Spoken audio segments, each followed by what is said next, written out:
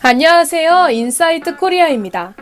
현재 전 세계는 포스트 코로나를 준비하고 있습니다. 교통, 네트워크, 물류 유통 등이 유망 산업군으로 주목받고 있으며 각국은 신사업 선점을 위해 치열하게 경쟁하고 있습니다. 이러한 미래 핵심 산업과 관련하여 한국의 존재감이 부쩍 커지고 있어 더 이상 무시할 수 없는 위치로 거듭나게 되었습니다. 오늘은 한국이 미래 산업에서도 작은 거인으로 주목받게 된 세 가지 이유를 알아보겠습니다. 첫 번째는 역시나 5G인데요. 한국은 전 세계 최초로 5G 상용화를 이뤄내 많은 나라의 주목을 받았죠. 그런데 전체적으로 한국이 미국보다 첫 단추를 잘 꿰었다는 평까지 받아 SK와 KT, LG U+는 전 세계 통신사들의 러브콜을 누리고 있습니다.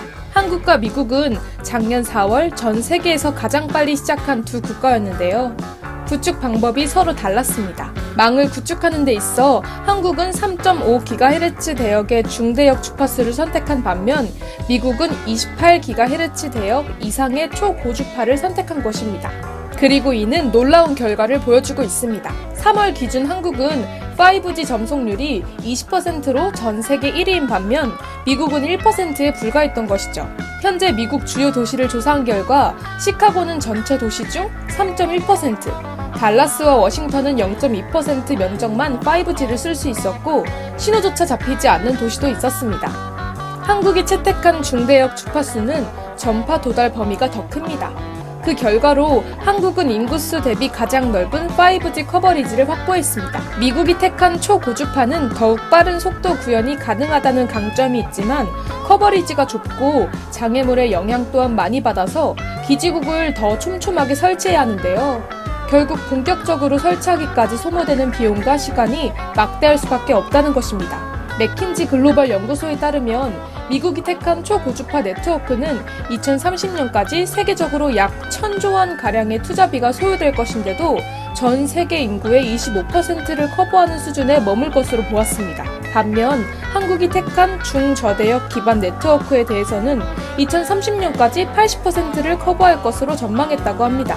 실제로 올해 많은 나라들이 한국과 미국의 뒤를 따라 5G 상용화에 뛰어들었습니다. 그리고 이 중 상당수 국가들은 한국처럼 중저대역 주파수를 우선할 것으로 계획하고 있는 만큼 당분간은 해당 분야에서 한국이 선도 국가 자리를 유지해 나갈 것으로 보이네요.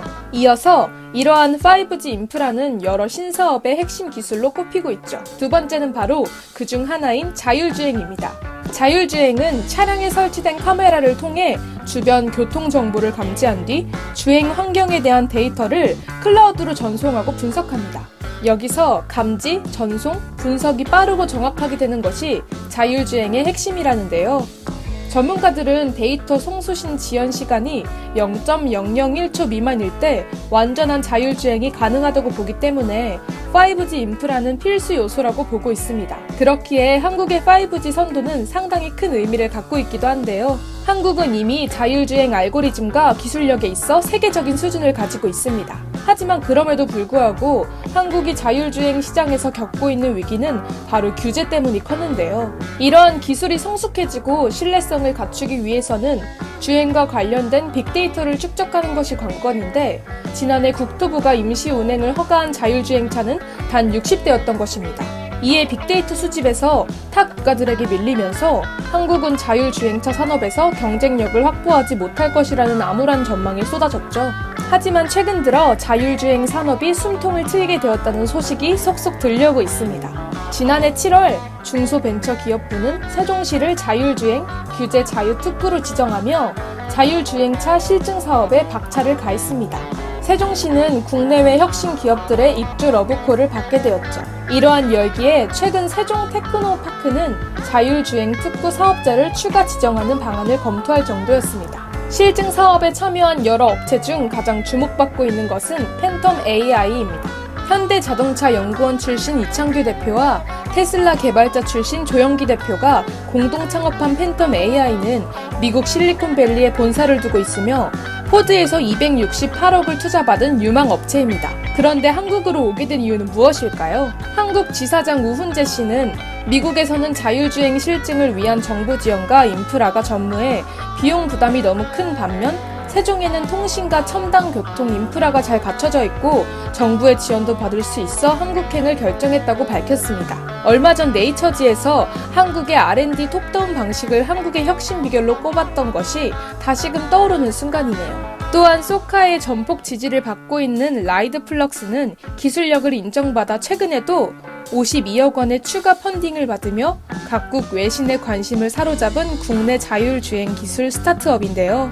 작년 11월부터 6개월간 테스트 주행을 거치며 안정성 검증을 마친 라이드플럭스는 5월 중순부터 제주공항과 소카 스테이션을 오가는 자율주행 셔틀 서비스를 시범적으로 진행하고 있습니다.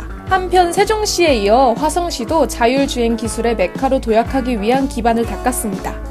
화성지 또한 자율주행 실증 대상지로 선정받으며 국비 283억 원, 민간 자본 91억 원, 총 364억 원을 투입해 대규모 사업을 진행하게 된 것입니다. 이번 사업을 통해 운전자 개입 없이 주행하는 레벨 4단계의 기술을 개발하게 됩니다. 물론 강남에서도 작년 11월 이후 현대차와의 MOU를 통해 자율주행 차량 실증 무대로 거듭나게 되었는데요.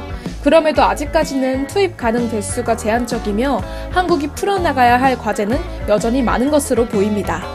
현재 미국 정부도 관련 규제를 완화하며 적극적으로 자율주행차 산업 개발을 활성화하기 위해 발벗고 나서고 있으며 중국 정부 또한 사고에도 불구하고 관련 규제를 공격적으로 풀고 있습니다. 하지만 테슬라 또한 계속해서 사고 소식을 전달하며 일각에서는 안전에 대한 우려도 제기되고 있는 만큼 자율주행 활성화의 영역은 전 세계가 장기적으로 힘써 나가야 할 것으로 보입니다. 이러한 가운데 한국도 정부와 기업의 협업하에 실증 사업을 가속화하고 있는 만큼 한국이 보유한 기술력과 알고리즘 또한 빛을 발할 수 있을 것으로 보입니다. 세 번째는 항공 모빌리티입니다. 자동차 다음 차세대 모빌리티로 주목을 받고 있던 개인용 비행체의 시대가 팬데믹 사태 이후로 다시금 주목받으며 구체적인 윤곽을 드러내기 시작했습니다. 현재 주요 국가들에서는 앞다투어 이 신사업을 선점하고자 움직이고 있는데요. 독일 다임러 그룹은 UAM 스타트업 볼로곱터에 투자해 PAV 볼로시티를 개발하고 있으며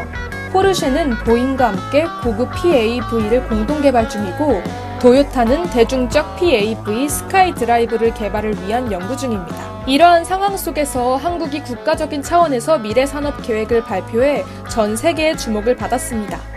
지난 4일 대한민국 국토부가 인천공항에서 여의도까지 약 20분 만에 하늘을 나는 택시를 통해 이동 계획을 내놓은 것입니다. 도심 항공 모빌리티, 즉 UAM을 통해 승용차로 1시간 걸리는 30에서 50km의 거리를 단 20분으로 단축시키겠다는 것입니다. UAM은 배터리와 모터가 추진 동력이어서 친환경적이며 소음도 적습니다. 건물 옥상 등 도심 내에서 수직 이착륙이 가능하며 장애물이 많지 않은 공중에서만 사용하기 때문에 자율주행도 수월합니다. 초기 운임은 모범 택시보다 비싼 수준일 것으로 예상하고 있지만 시장이 활성화되고 자율비행이 현실화되면 일반 택시보다 저렴한 수준이 될 것으로 기대하고 있습니다. 김현미 국토부 장관은 2023년까지 UAM 특별법 제정을 추진하고 산업 육성을 위한 제도적 기반을 마련해 글로벌 시장을 선도하겠다고 말했습니다. 이에 발맞춰 국내 기업들의 움직임도 활발해지고 있습니다. 국내 대기업 현대자동차 그룹에서는 도심 항공 모빌리티 개발에 속도를 내고자 관련 사업부 인력을 지금의 3배에서 4배 수준으로 대폭 확대한다고 합니다. 여기에는 한국항공우주산업, 대한항공, 하나에어로스페이스 등 국내 기업뿐만 아니라 글로벌 항공우주 전문 기업 출신들도 대거 지원하며 기대를 모았는데요. 올 초에는 미국 항공 컨설팅 업체 어센션 글로벌 설립자 파멜라 콘을 글로벌 전략 운영 담당 상무로, 지난달엔 미국 헬리콥터 제조업체 벨 텍스트론 출신인 스콧 드레넌을 R&D 담당 상무로 영입하기도 했습니다. 현대차 그룹은 2025년까지 1조 8천억 원을 투입해 UAM 관련 R&D를 진행하고 2028년부터 본격적인 사업에 나설 계획이라고 합니다. 급변하는 사회 속에서 발빠르게 대처하고 있는 한국의 영향력이 나날이 커지는 가운데 앞으로의 미래가 기대되는 3가지 이유였습니다. 감사합니다. 지금까지 인사이트 코리아였습니다.